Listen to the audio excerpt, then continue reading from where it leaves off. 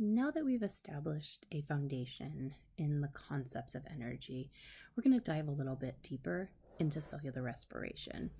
And again, as a reminder, we are going to be using glucose as our fuel.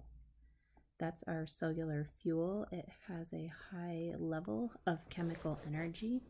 And in the presence of molecular oxygen, we are going to see this metabolic pathway, this multi-step chemical reactions that are going to lead us to these lower chemical energy products of CO2 and water.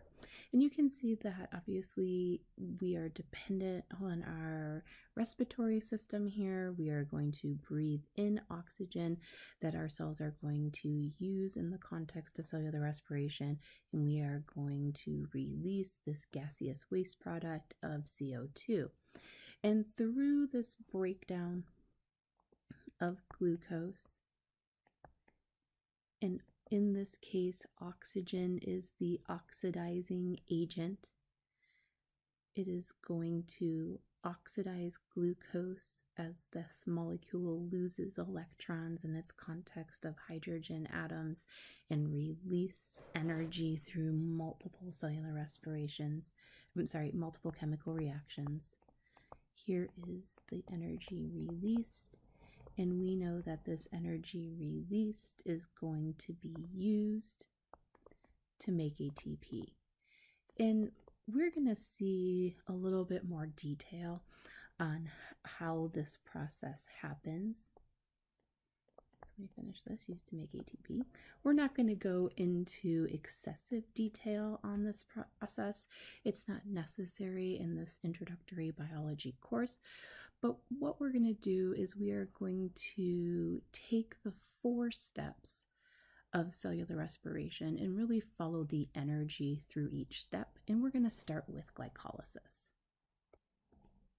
As we focus on glycolysis and the subsequent steps of cellular respiration, we are going to focus on the energy and where the energy is coming into the particular phase and where the energy is at when we leave that particular phase. And so in glycolysis, the energy coming in is stored in the form of glucose. So we're going to just say here, energy in,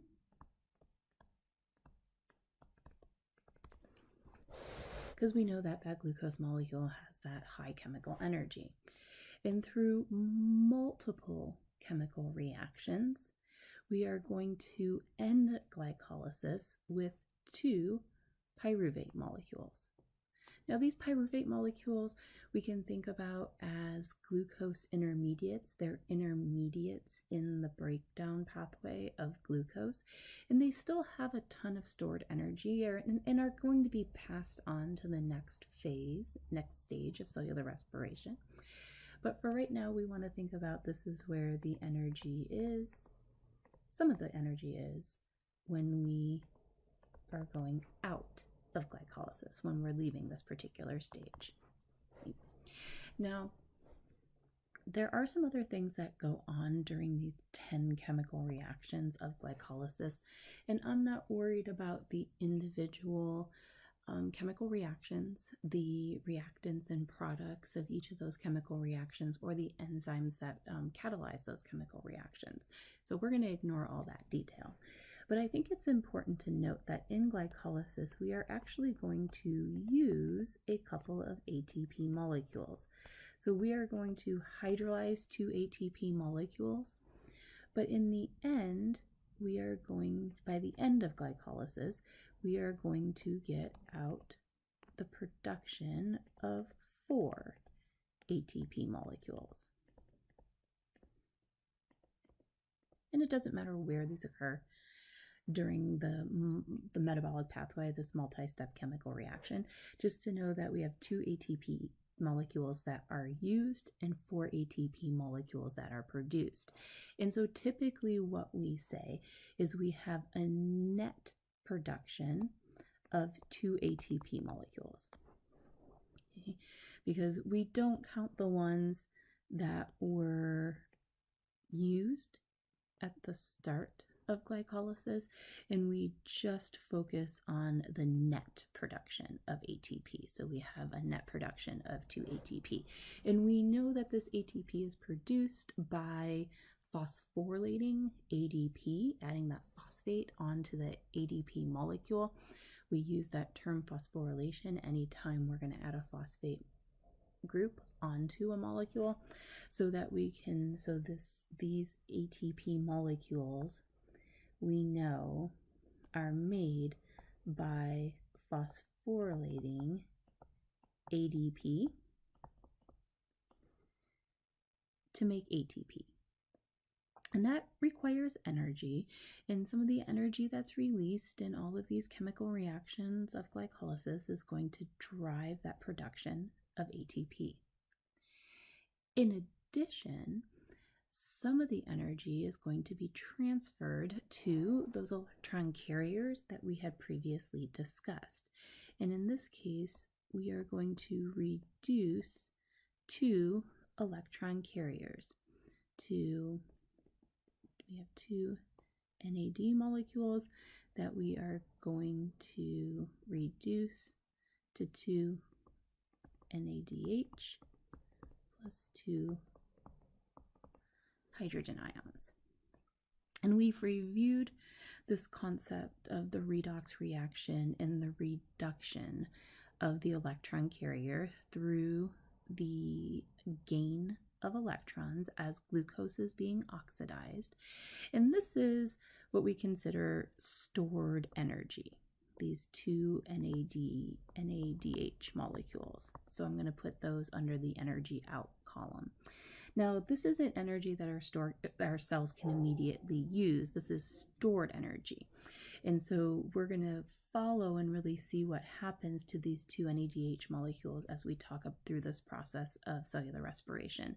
We know that the role of the electron carrier is to take those electrons to the electron transport chain. And today we're going to see why that is necessary and why it's important. In contrast, ATP that's produced during glycolysis is ready to go out and do the work of the cell. So these 2 ATP molecules are immediately available for use by the cell. In the NADH, remember, this is stored energy, and so these 2 molecules are headed right to the electron transport chain. Okay. The other 2 pyruvate molecules, where they are headed is to the next phase of cellular respiration, which happens to be called pyruvate oxidation, and that's where we're headed next. Okay? So in summary, the energy comes into the glycolysis step in the form of glucose, and by the time we're done with all of these chemical reactions that we're not worried about the detail, we're going to end up with 2 pyruvate molecules that can still contain energy, 2 ATP molecules that are the fuel for our cells' proteins that can go out and do the work of the cell, and 2 NADH molecules that are going to be carrying electrons to the electron transport chain. Now, before we move on, I think it's important to focus on where each of these steps of cellular respiration actually occur in our cells. And glycolysis is going to happen in the cytosol or the cytoplasm. So this is outside of any of the membrane-bound organelles. This is the only step that is going to take place outside of the mitochondria. So even in the next phase, we're going to move these chemical reactions into the mitochondria, and that is going to be important. I also want to point out that this is the one and only step that can be done in the absence of oxygen, and we're going to see the importance of oxygen for the rest of the steps a little later on. Okay, the next phase in cellular respiration is called pyruvate oxidation. If you're using an older textbook, it might be called the transition phase. It doesn't matter really what it's called. It all means the same thing. We're going to refer to it as pyruvate oxidation. And during this step, we have the 2 pyruvates that we generated from glycolysis. Okay, so here was glycolysis. We generated these 2 pyruvate molecules.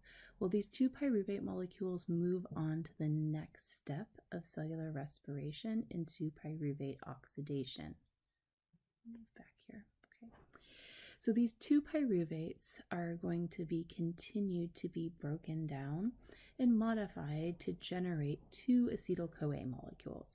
Now this is a smaller step of the process of cellular respiration. This phase is relatively short with only a couple chemical reactions, but it is necessary because the third step of cellular respiration, which is the citric acid cycle, or what's also known as the Krebs cycle, pyruvate cannot enter the citric acid cycle.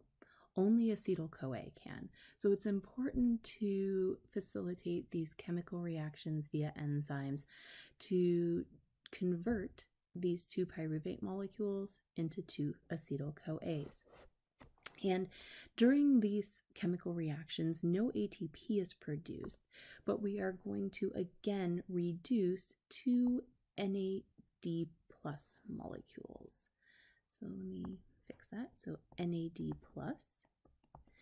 2 NAD+ molecules are going to be reduced to 2 NADH molecules. And of course, we have those 2 extra hydrogen atoms. Again, these 2 NADH molecules are stored energy. As pyruvate is broken down and converted to acetyl-CoA, some energy is released, and that energy is stored in those 2 NADH molecules. And again, these 2 NADH molecules are going to the electron transport chain. Now, the 2 acetyl-CoAs that are produced are going into the next phase of cellular respiration, which is the citric acid cycle or Krebs cycle. And when we're thinking about where this process is occurring, we have now entered the mitochondria. So this process is happening in the mitochondria. And if we remember the structure of the mitochondria from our tour of the cell, the mitochondria has 2 membranes. It has an outer membrane, and then it has this folded inner membrane that contain cristae. And these folding of the inner membrane increases the surface area of that membrane. And so the pyruvate molecules are going to move in the presence of oxygen into the mitochondrial matrix. The matrix is the internal compartment that is surrounded by the inner mitochondrial membrane. The space between the inner and outer membrane is called the intermembrane space, and we are going to come back to this in another phase of cellular respiration, and this space is going to become important also. Okay? So pyruvate oxidation, it is necessary to have oxygen present so that pyruvate can be transported from the cytoplasm where it was generated during glycolysis and enter the matrix where it can be converted into 2 acetyl-CoA molecules. Okay. So we have those 2 NADH molecules going to the electron transport chain. The 2 acetyl-CoAs that have been generated are headed to the citric acid cycle, which is going to be the next step of our process of cellular respiration. The third phase of the citric acid cycle is also going to happen in the mitochondrial matrix, and that is the citric acid cycle, or what people refer to as the Krebs cycle. Again, different names representing the same phase of cellular respiration. So again, we're in the mitochondrial matrix, that space enclosed by the inner membrane. And in this phase, we're going to take the 2 acetyl-CoAs that were produced during the previous phase of pyruvate oxidation and again break them down. Again, we can simply think of these acetyl-CoA molecules as glucose intermediates in that breakdown of glucose. And so we consistently have these glucose molecules and their intermediates oxidized in these redox reactions to release the energy that's stored in glucose. And as acetyl-CoA is broken down in the citric acid cycle, and this phase represents kind of the last energy that is going to be released from glucose, we are going to produce 6 NADH molecules. So we're going to reduce 6 molecules of NAD plus via redox reactions. We are going to reduce 2 FAD molecules to FADH2. Now, we haven't talked about this particular electron carrier, but it does the same job as NAD+. It becomes reduced and carries those electrons to the electron transport chain. In addition, we are going to produce 2 ATP molecules in this phase of cellular respiration. So we're going to release enough energy as we do 2 turns of this cycle, 1 for each acetyl-CoA that comes in. And for each acetyl-CoA, we're actually producing 3 NADH for a total of 6 when we take into account both acetyl-CoA molecules. For 1 acetyl-CoA, we are producing 1 FADH2. Taking account into the 2 acetyl-CoA molecules, we are producing 2 FADH2s. And same for the ATP. When we look at this process of cellular respiration, we are really focused on 1 glucose molecule as our reactant. So we are following 1 glucose molecule through all of the phases of cellular respiration, which is why we have to take into account those 2 acetyl-CoAs.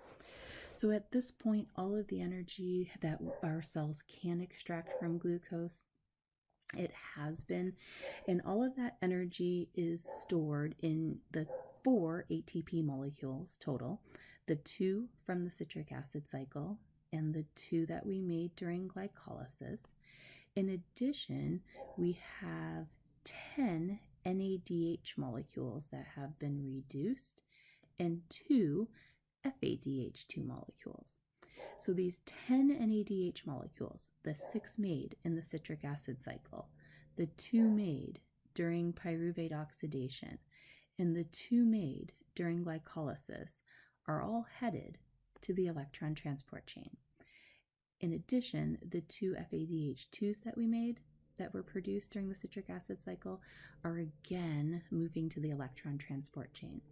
And this is why in the last module we set up these redox reactions and how we produce ATP, because I don't want to talk about it again here, but if you are not comfortable yet with these redox reactions of how electrons from these glucose molecules or glucose intermediates are transferred to these electron carriers, reducing them, and then allowing them to take those electrons to the electron transport chain, you can review that information in the previous module.